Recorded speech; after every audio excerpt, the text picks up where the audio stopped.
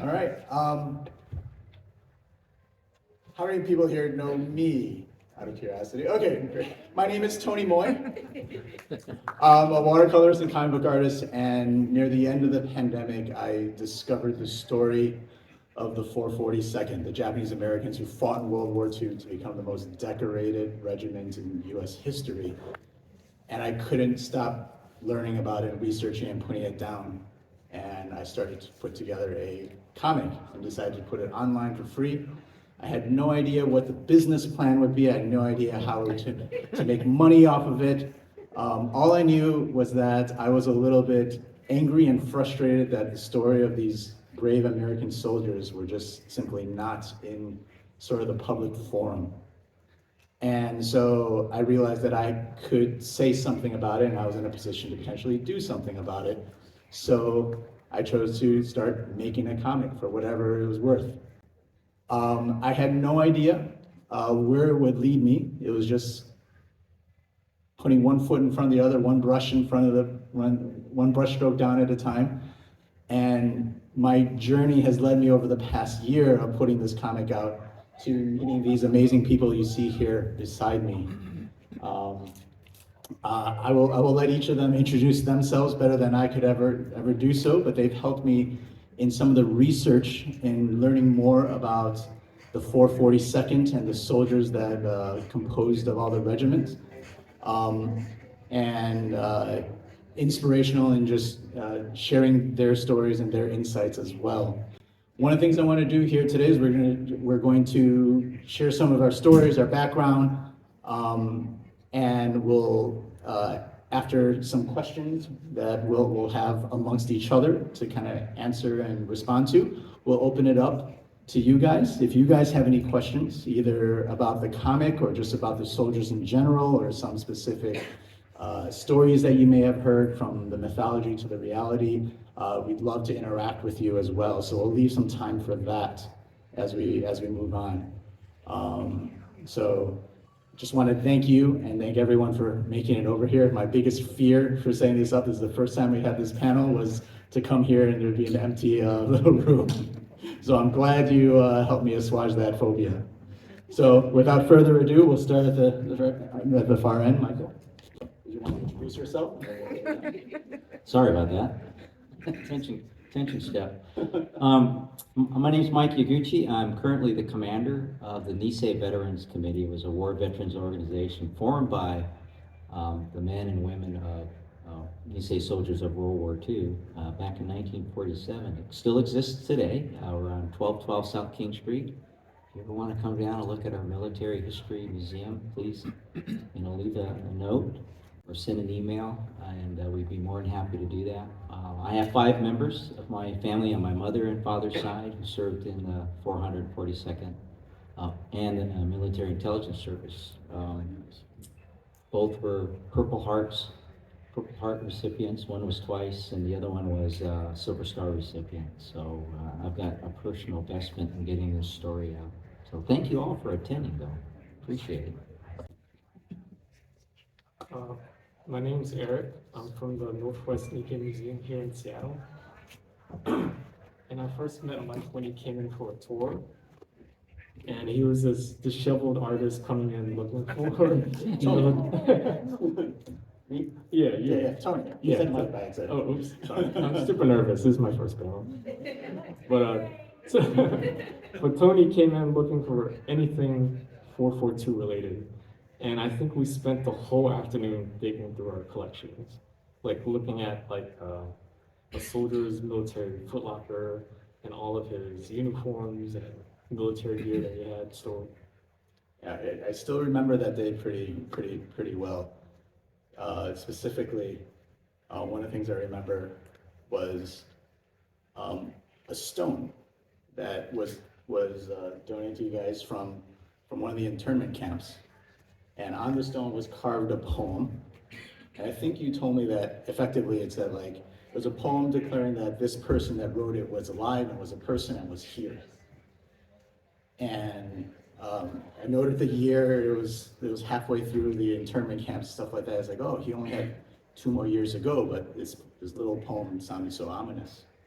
And then that's when it hit, when you think about the story, you're looking through the past, right? You're like, oh, internment camps were about 4 years, right? But when you're in it, he didn't know when it was gonna end. He had no idea. And so he just wanted a little remnant that he existed beyond whatever the eternity would be that he might spend there. And that's when it kind of clicked on a different level for me. So I'm very appreciative of sharing some of those artifacts and just thinking of it on a different scale. Hi, everybody. My name is Maddie, and I'm the other co-curator at the Northwest Nikkei Museum, which is located at the Japanese Cultural and Community Center here in Washington in the International District.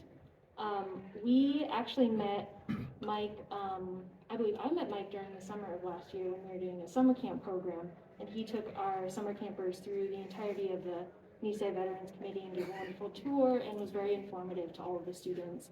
And I met Tony kind of like secondhand through Eric, but also through, we have a speaker series program through the museum which highlights various histories, stories, and oral histories of the Japanese American community within the Pacific Northwest. So we were hoping to possibly have Tony on that event and have him highlight and discuss his comic and his experience doing research with the 442nd. And then eventually that ended up with us connecting Mike and Tony together to both like do research and kind of like consult each other through the process of Tony's work team. So it's been a really great honor and it's such an amazing opportunity to be here. So thank you. Thank you.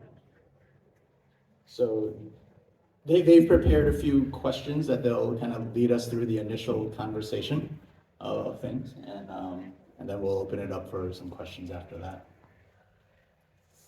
Perfect. Yeah, so we can go ahead and start with some questions. Let's see. Start with Mike. Okay, so we're going to go ahead and start with Mike. Mike, if you could maybe give a brief overview of the 442nd Regimental Combat Team and their historical significance, that'd be wonderful. Sure. Yeah. So it started with Pearl Harbor, when you think about it, right? And from that vicious attack on Pacific Fleet, a lot of things happened in the United States on reflection probably shouldn't happen with respect to how much we value the U.S. Constitution. Does due process matter to us during times of stress, hysteria? You don't have the absence of political leadership that you might want to have. Does that document matter to us during those times? For me, it's something that you should hold closer to your heart, even more. It shouldn't be a document of convenience. But for the times, a lot of our fellow countrymen thought that because you looked like the enemy, you were a threat. And that prompted then President Roosevelt to create this Executive Order 9066 and authorize the War Department to create military exclusion zones. And so the Western Defense Command, primarily along the west coast of the United States, so that individuals of Japanese, they actually referred to them as aliens, and Japanese Americans, who were referred to as non-aliens, government code for citizen, would be forcibly removed without due process and put into these 10 war relocation authority camps spread throughout the United States. I would also like to remind you that there were Department of Justice camps too, which primarily arrested the first generation community leaders, individuals who are very well educated, and put them into camps throughout the United States. The closest one that I know of is Fort Missoula, Montana. Quick sidebar, I was able to give a lecture there and actually talk about this story, the 100th of 442 in the Military Intelligence Service, in the hearing room that my cousin's grandfather had his hearing at and during World War II. So it was kind of nice to take a picture. I stepped everywhere to make sure I could say I probably stood in his footsteps. But how full circle we've come as a country, right? And so from within these camps, they were not allowed to volunteer. They were classified 4C, so the Army wouldn't allow them to be drafted. But the men in the Hawaiian Territorial Guard who were kicked out and they formed up 2 other regiments, they formed the 100th Infantry Battalion, and they were sent overseas after training. And training is really key, because you can't just be brave. You can't just make up tactics, you have to be trained. And so these men, many would say, had something to prove, but I would also tell you they took their training seriously. And in their campaign at Anzio, and again, when they engaged at that operation against Monte Cassino, they were pretty much decimated. And that's how they earned the nickname, the Purple Heart Battalion. And so they were pulled off the line, and in the meantime, their valor, their patriotism, the fact that they could be soldiers prompted a lieutenant general to send a cable out to all the different commanders, both overseas in the Pacific theater and domestically, that look, these are American soldiers.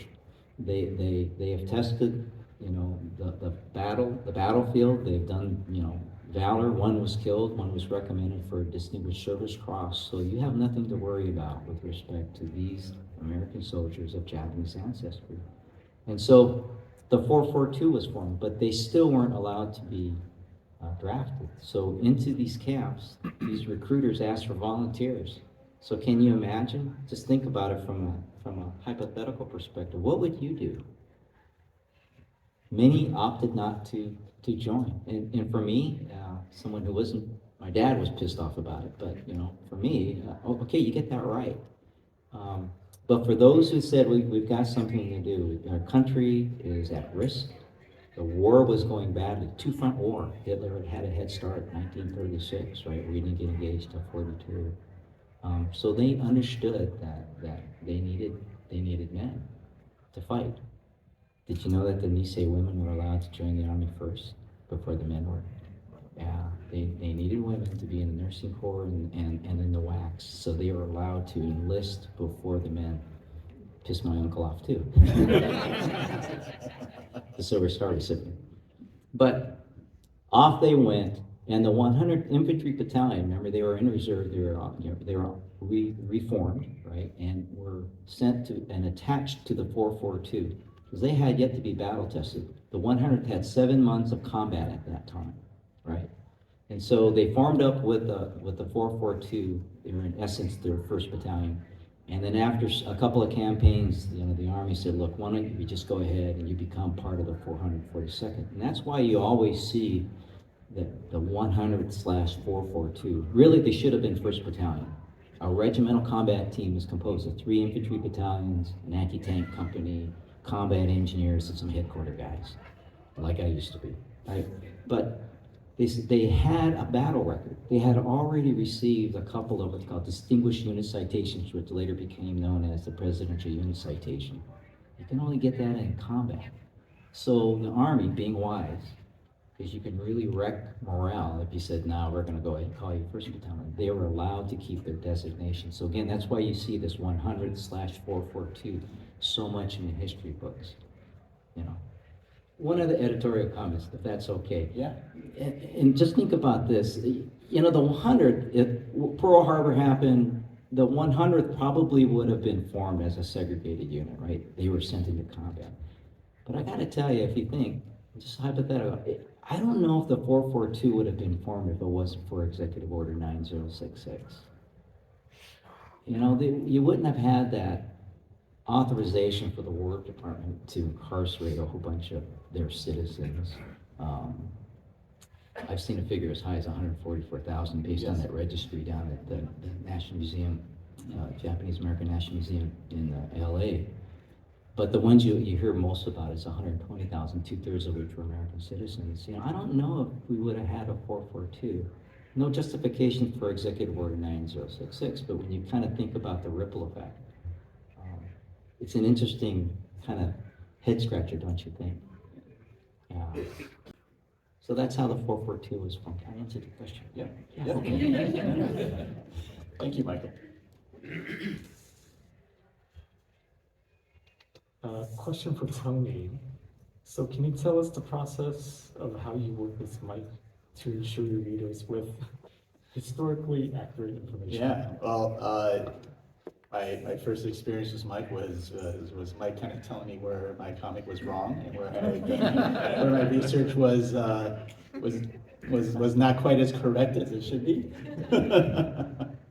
But one of the things I knew of, and this is prior to me learning like about the 442nd, I just consider myself like, historically literate a bit, and I was never that World War II person outside of just the major movies and a few occasional documentaries. And so delving into this was a huge jump and leap for me to start understanding. Like I did a lieutenant versus a sergeant versus second captain.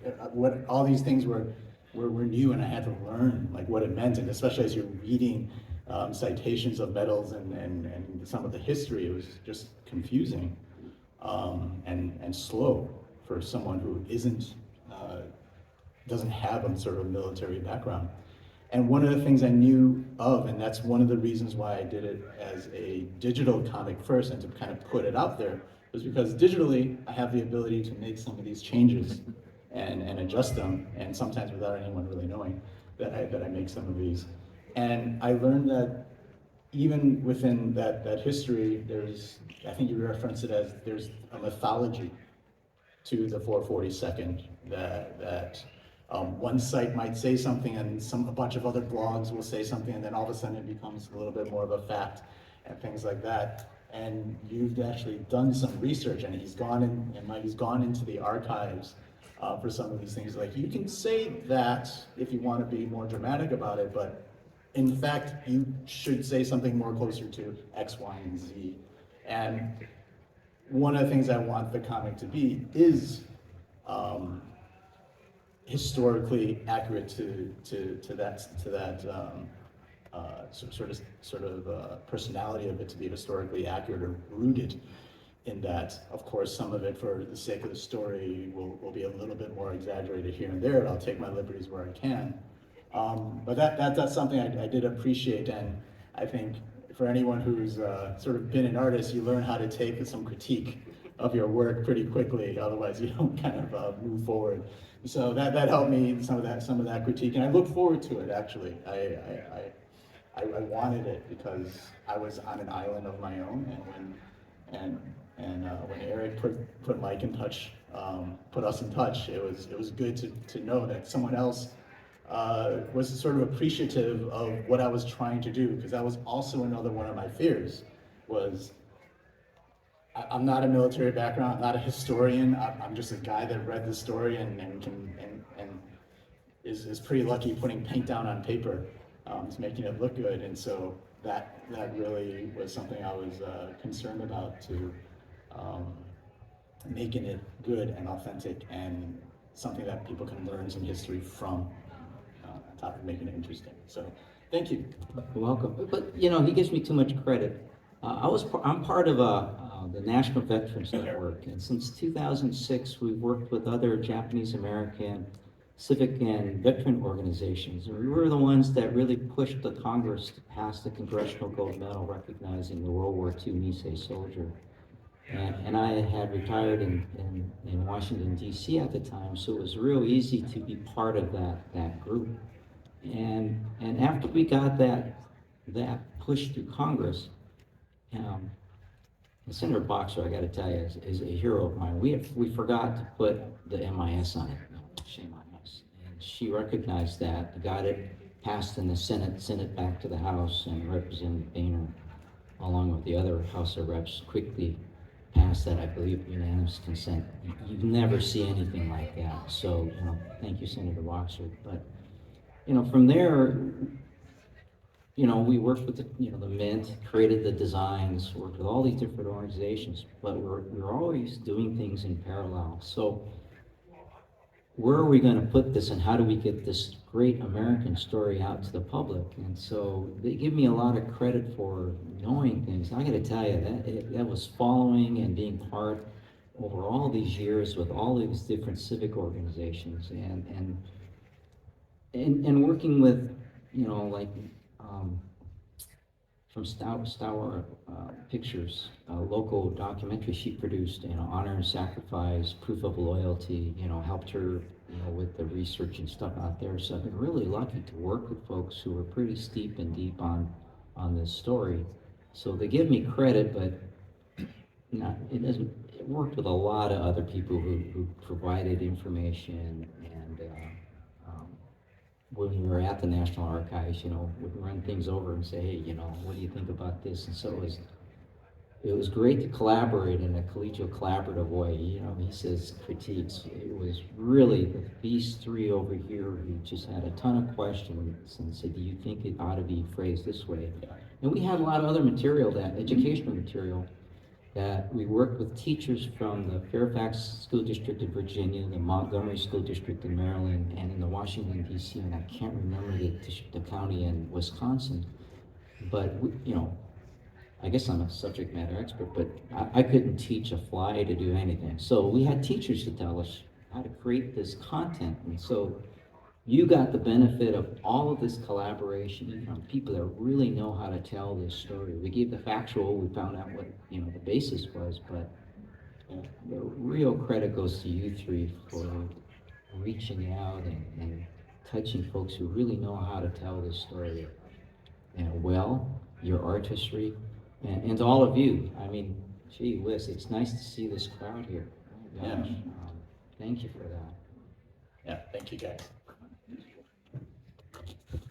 I guess this kind of ties into your last response, Mike, but how did you feel of learning that Tony was using the story of the 442nd in such a media form as the webtoon? Yeah, so. A what? Oh, yeah, webtoon comment, yeah. My daughter caught me reading this thing, and she said, "What are you doing?" You know? She says, "Are you a comic book? Are you kidding me?" I said, No, come here." So I started to tell her, and she started to read it. Yeah. She's 30 years old, and she was reading it, and so I knew we really had something there, because she never finishes past the first page if it doesn't draw you in.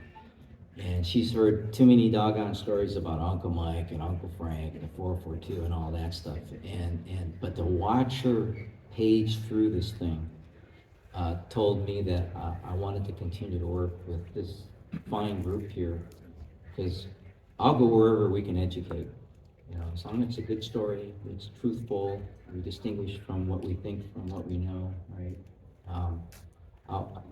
The credit really does, but when I saw Allison doing that, I went, oh, okay. You got something. Yeah, it was an interesting decision to kind of put it out there in that format, right? As a traditional comic artist, and the few comics I've done, it's like, oh, you create the issues, you put it out, you go to the conventions, and you try to sell people the things so you can fund the project and everything else.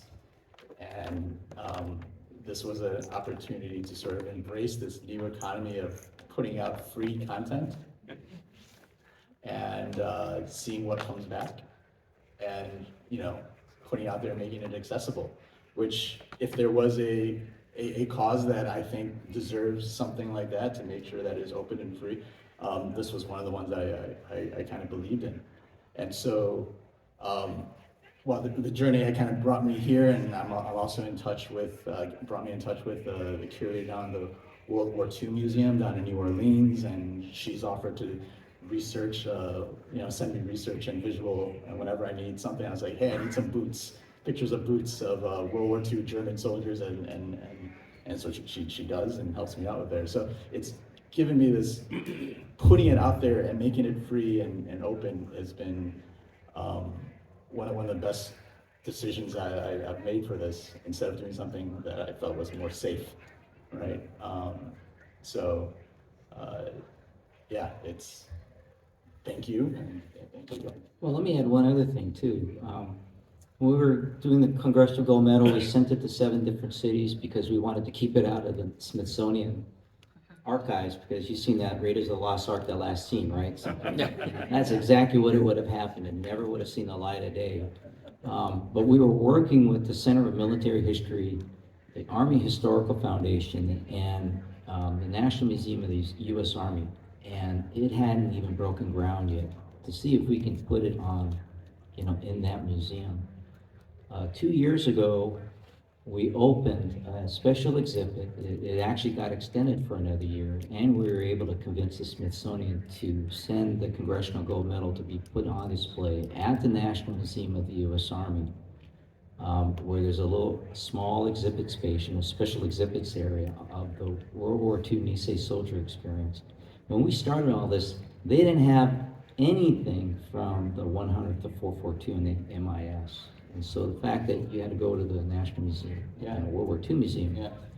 But since then, they've received a ton of artifacts and stuff, which is good, right? Because if you're going to have an exhibit, you've got to refresh it. You know, you just can't have the same thing there, even though it may be a magnificent story. You know, Medal of Honor recipient George Sakato, you know, his helmet or somebody else's prosthetic arm. You got to refresh those things. My uncle's discharge paper says place of enlistment, Minidoka. That's the name of an incarceration center. You know, but yet he fought, received the Silver Star. I sent his small little suitcase that he took with him when he was forcibly removed, and sent all of his documents, his discharge papers, his medals, because that just goes to show you that your country sometimes still needs you, and you've got a decision to make. And for him, it was an easy one. We had other members of the family, not so easy, and that's okay. But we need more artifacts, so if you find anything, let me know. I think we're going to open it up for questions from the audience if everybody sounds good with that. Does anyone have any questions? Someone's going to be coming around with a microphone, and she'll prioritize. This is Penny, our intern at the museum.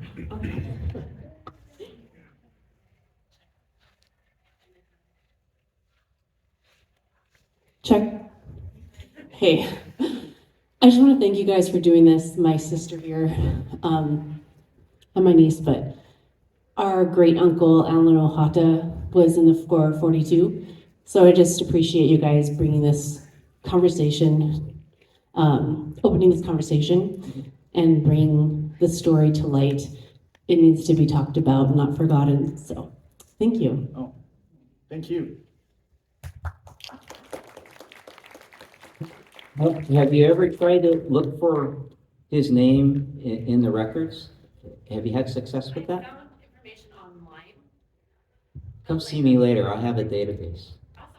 All the records that so Fumi Yamamoto photocopied from the National Archives in College Park, Maryland, all of the files that she could find up there, 10,000 pages, if I recall. We went back and we digitally scanned them so they're searchable, you know, and I was the guy that did, I stopped doing it after a little while, but I did a lot of the battlefield maps. And so come up, I'll give you the link, and you can just type in a couple of keywords, and I bet you'll find a record of your uncle, okay? That's awesome. That's so good. This is part suggestion, part question, but the 100th Infantry Battalion still exists. They're no longer segregated, but they're the only infantry unit in the Federal Army Reserve, if I'm not mistaken, not to be confused with State National Guards. Have you interacted with the current reserve members of the 100th Battalion at all? All the time. So Kimo Dunn is a mentor and tormentor of myself. He handles all their finances. But did you know Charlie Company is out here at Joint Base Lewis McChord? They reflagged them from Guam, or American Samoa. And when they had their first big unit drill, we brought them to the NBC Memorial Hall. And it was great to have Lieutenant Arakawa and his whole company. We had the company commander, a battalion commander there as well. So we are aware, but the Charlie Company is actually out here. And my cousin used to be part of that unit and was part of the color guard when we presented the gold medal at the Rotunda at the start of all of that national festivities in Washington, D.C. More family history, right? Thank you.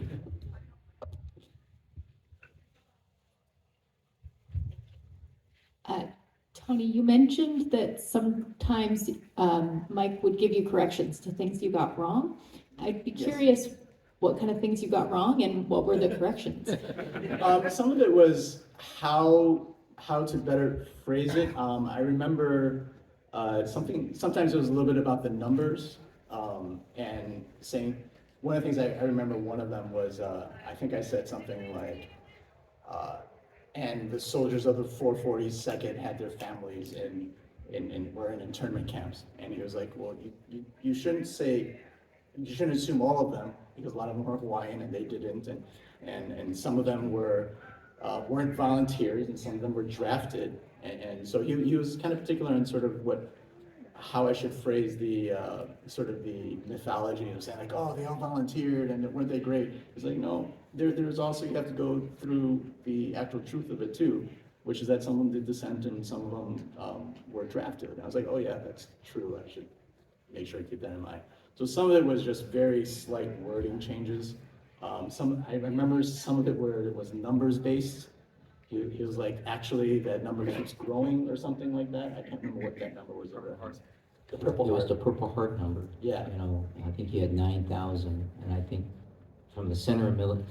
This is the other thing. I was always able to provide Tony with a citation. So the Center of Military History has it. They actually had it wrong. Yeah. So we had to call Jim McNaughton to have him change it. But I think the way it's phrased now is 4,000 plus. And I think there's not too much debate on that one.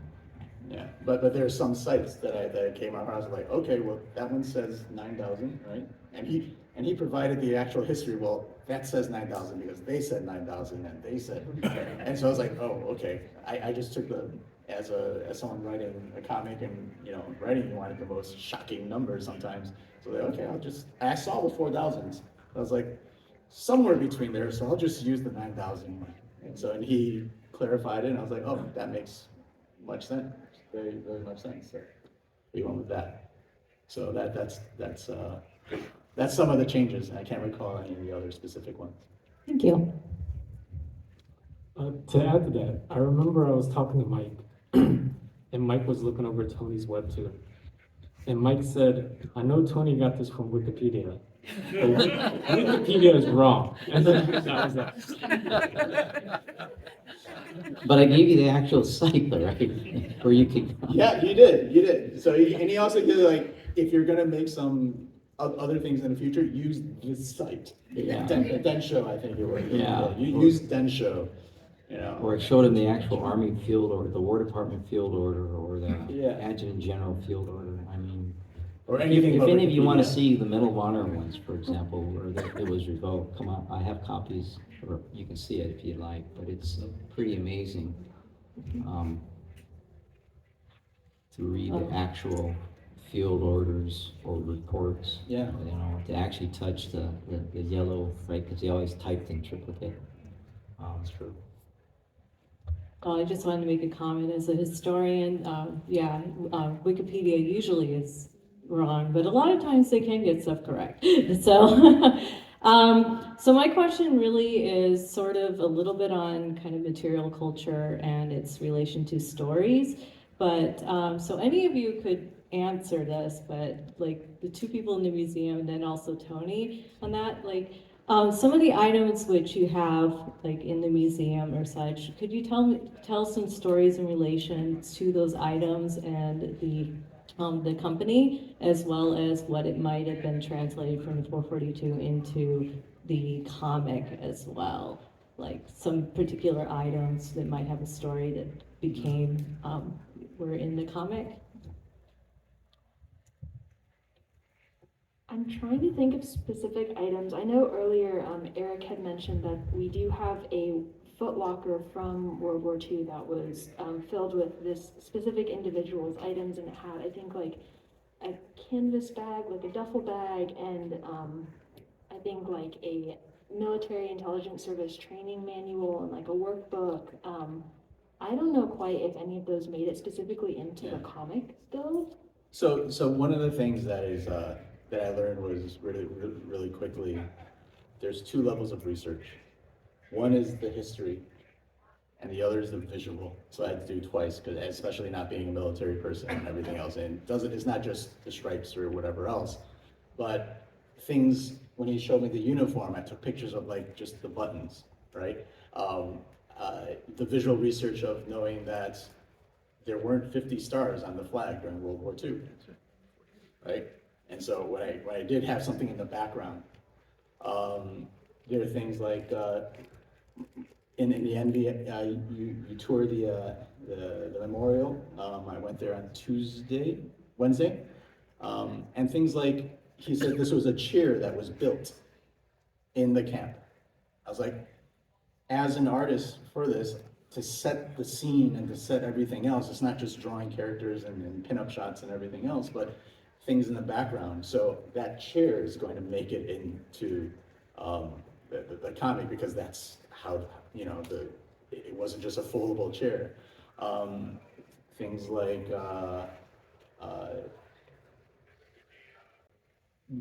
the stone that I mentioned earlier, where there was a poem that was carved into it.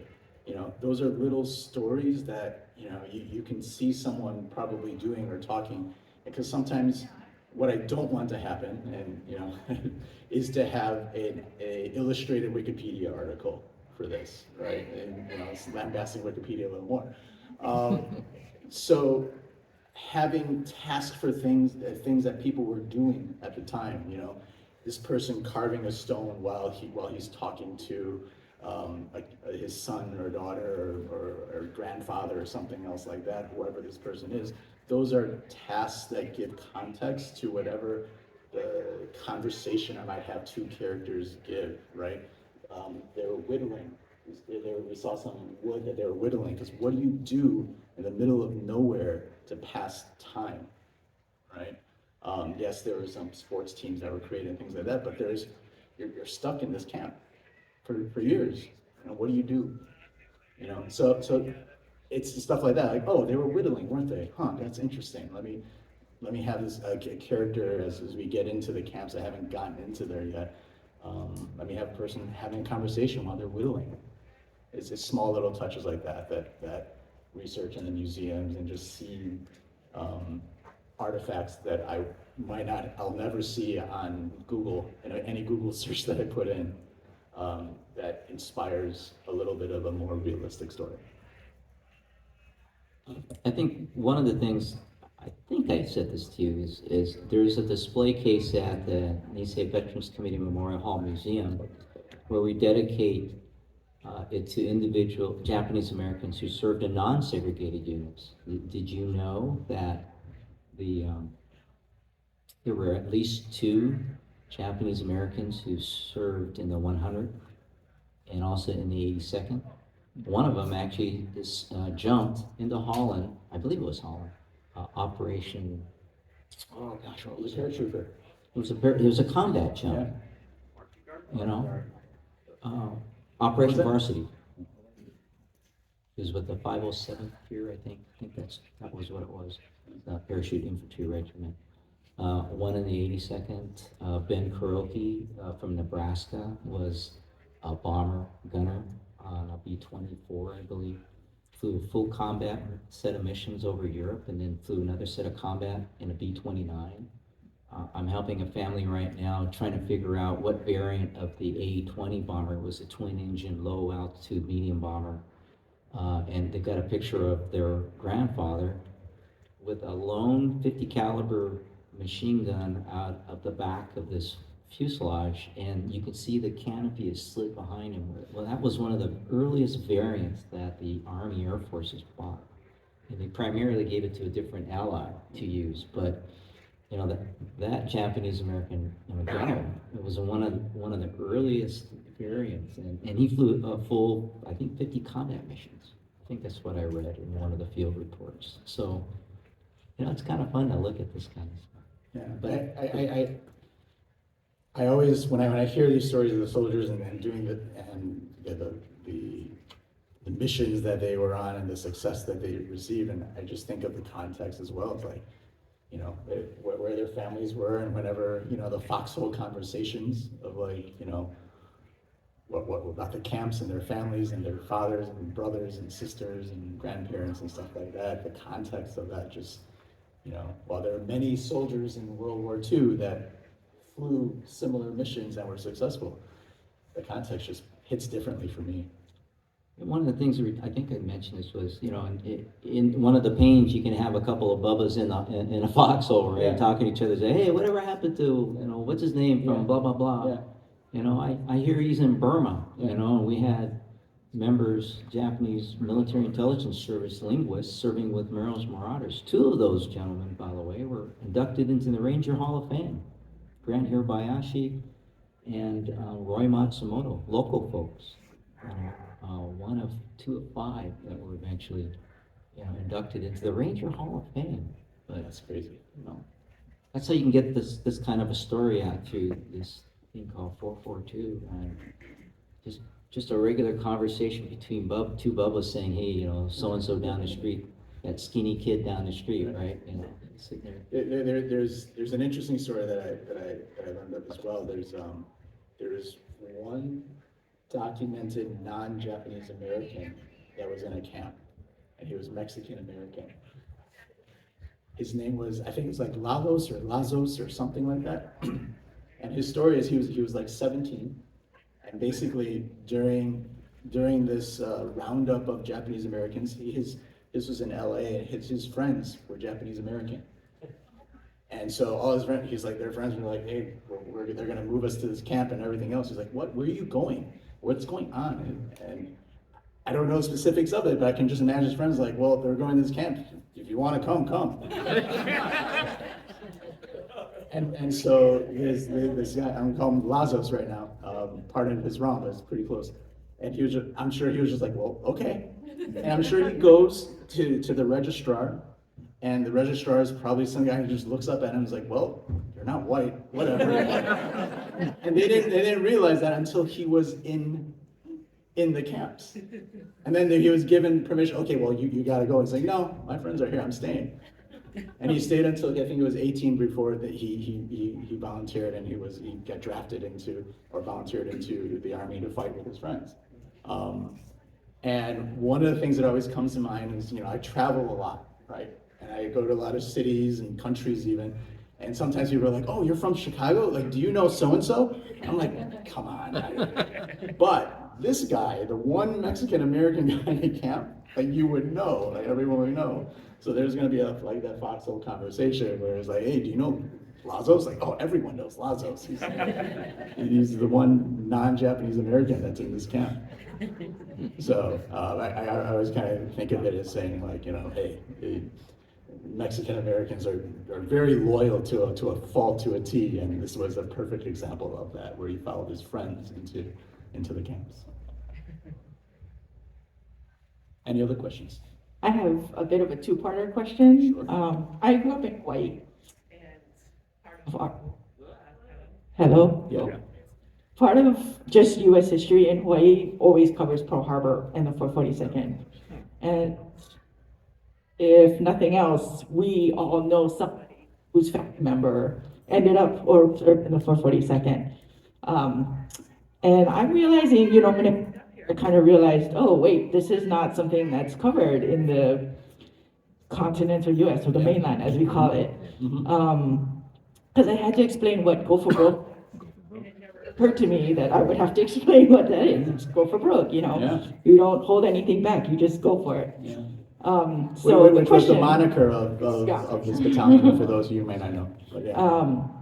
So the question is, why is it not covered here on the mainland? And what do you think it'll take for it to change and for it to be covered? That's the $1 million question. Do you have an answer? No, but I can tell you what's happened since 2006, okay? At least on the East Coast. I didn't return back to Seattle until 2018, so most of my time was all over the country or international. I didn't tell everybody I'm retired Air Force, by the way. I did 27 years, retired as a lieutenant colonel, served everywhere.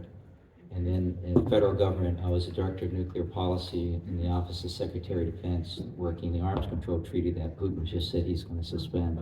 So, crazy guy. But we really need that treaty, just for transparency's sake, and that defense through other means. Yeah. I stole that, from a defense agency. But Since 2006, with the National Veterans Network that I was talking about, at least in the nation's capital, we've worked awfully hard to convince members of Congress, not just the APACs, right, the Pacific, AAPI caucus, but anyone who would want to listen to see what they could do to get this story out. So that prompted not just Adam Schiff in California, but the school district, although it's not funded, they passed a law that said this sliver of American history needs to be taught. I think Oregon just recently did that, and I think there was a county here in Washington State that did that. But for me, on the East Coast, they're a little bit more proactive and more receptive, and it helps to have a school named after, one of the Sparky Matsunaga Elementary School, who puts on this fantastic, Veterans Day program, and they talk about it. They actually teach it to their kids. And what I was afraid of was whether it was getting forced down them, and how do they package that up? And a lot of it is what would you do kind of approach. They present these facts, EO 9066, exclusion, people went off, oh, by the way, the ones in Hawaii didn't, you could say why, but, what would you do? Would you volunteer? And then if you were drafted, would you go? And if you didn't want to go, why? And then can you give us stories of how that might be applicable today?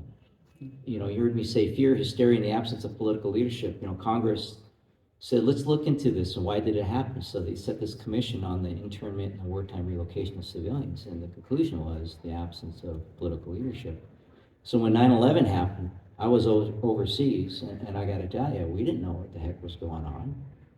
When George Bush, who had dinner with Norm Mineta a few weeks before 9/11, asked him, tell me about this thing called the internment. And Norm Mineta, who was his Secretary of Transportation, told him what his childhood was like at Hart Mountain.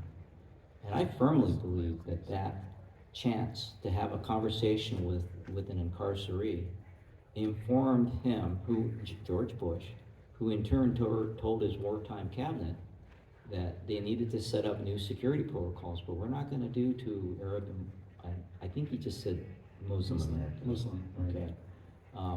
What we did to Norm's family in 42. And I remember hearing a lot of that, seeing that on the news and just seeing the news reports. And so I got to tell you, these kinds of stories, and diversity is more than just gender and just racial identity. It's the experiences that you bring from conversations with our uncles and each other, for example, bring to bear. And I think it helped. I know that when we had, in December of 2006, was it 2006? When was Obama's last year? Was it 2006? Obama's last year? Yeah. It was 2012. 2012. We brought a group. 16, 16, sorry. I knew it had 2012 was the six. start of his I last knew it term. had 6.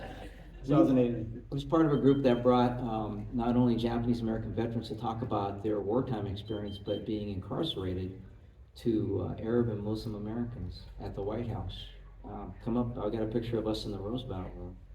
And most of them didn't hear about that. They thought that what they were going through was just exactly that, unique and only applicable to them. And we had to tell them, no, see, history was it Scalia, Justice Scalia? Warned, we're not so good at our justice system that it might not, don't think it couldn't happen again. So, right, eternal vigilance is the price of liberty. My gosh. So when we were able to have these kind of conversations with that affinity group, man, they felt a lot better about knowing what they could do to empower their communities with this story. Yeah, for me on this side, who I knew of the internment camps, but I learned about that outside of school, like in college or after college, after I met some Japanese friends, and it was kind of mentioned. I was like, oh, I should figure what is going on with that. And I knew of Daniel Inouye just simply as, oh, he's an Asian American senator. There weren't very many, and oh, he's missing an arm, but I lost him in the war. Okay, great. And that was as close as I got until 2 years ago. when there was a lot of anti-Asian kind of stuff happening, and I ended up doing a lot of research for art pieces that I was doing, and stumbled across this, and I was just blown that in all my years from that I had potentially could have had some information thrown at me. It just wasn't. And I realized like the closest thing I got that potentially there was an opportunity to was Mr. Miyagi. Right? I was like, oh, Mr. Miyagi was that's okay, that's how. But even there, it wasn't really made like a big deal within that, where it could have triggered a few people to like, oh, what is this? Is that a real thing? Like, I don't know, it's just a number. So hopefully, I think stories, in the absence of education, is up to the people, us and everyone else, to tell these stories, because stories and sagas, those are the things that get passed down from one generation to the next, from people to another. Less so the facts behind the matter, and so hence why I think, why I'm trying to at least try to create a story that can be shared easily and put out there for those people in this generation who are always on their phone or tablet, and hopefully they'll get access to it. All right, we have one or two more questions. This kind of actually builds on what you just said, Tony, which is I'm curious about how you found the reception of this work and this piece, same or different or compared to other work that you've done. Definitely different, because it hits on a personal level for some people. The first time, I had trepidation putting it out in front of people, especially at my first convention. Can't remember which one it was. And I say, hey, I'm doing this. This is the thing I'm doing. I had trepidation because, it wasn't fully my storytelling. I'm not Japanese, I'm Chinese American, Asian American, sure. I wasn't sure how it was going to be received at all. So that was one of my biggest fears. But I will say that the first time someone cried in front of my table at a convention, that had tears, and it's happened several times since, where either they didn't know about it, or they only had heard about it, or they didn't know to what degree or what level of bravery and patriotism these soldiers showed, was when I knew I had something poignant, that I was saying something correct.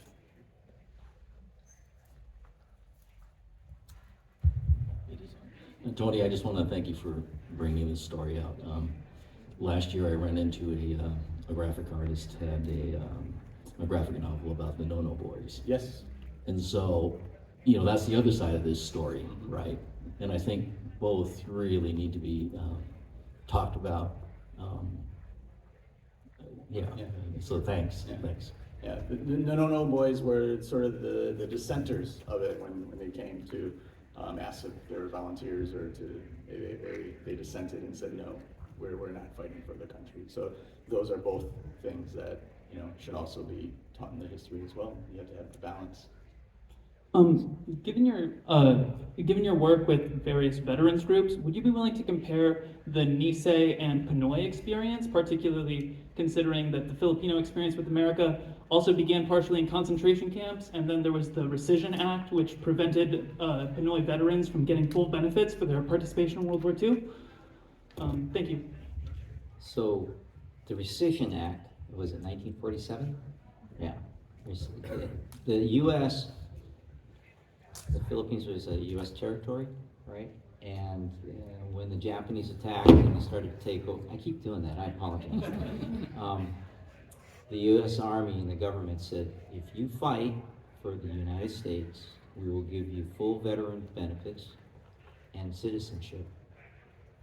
And the U.S. government said, yeah, no, after the war had been won. And General Tony Tagupa, a part of the Filipino Veterans Recognition Program, PhilVetRep, led the charge to get the Filipino scouts and anyone assigned to that effort. It's not just Filipinos, right, or Filipino Americans. Any U.S. service member who was part of the Philippine campaign is eligible to receive that Congressional Gold Medal, and rightly so. there's talk in the Japanese American community to amend the public law authorizing the gold medal to the 442 100th and MIS to include anyone who was attached, right? So that would include like Colonel Young Oak Kim, Yeah. right? And any of the other officers or non-coms that were there. But for me, you know, eventually, you know, my uncles, my mom, you know, had their citizenship and they walk back into this area, and you can legislate behavior, but you can't legislate how people think. So they still walk back into kind of a legalized racism environment. But to me, the Filipinos, they got shafted, but good. But good. And if you look at the 3 years that are on the Filipinos Congressional Gold Medal, there are 3 dates, years there. One of them is the rescission date. And if you don't read the description, yeah, most people don't know, but you know, stick it to the man, I guess. So, a lot of work needs to be done, you know? Yeah. Thank you very, very, very much. And I also want to thank everyone here. We're running short on time. I wish we can still keep going, and you guys are still here. We have 4 minutes. We have 4 minutes left. I want to say a few things and see if we have some time for one more question. Potentially, we'll go to the very end. I'm very thankful for everyone to make it here. I'm especially thankful for meeting these people. We can give them a quick hand.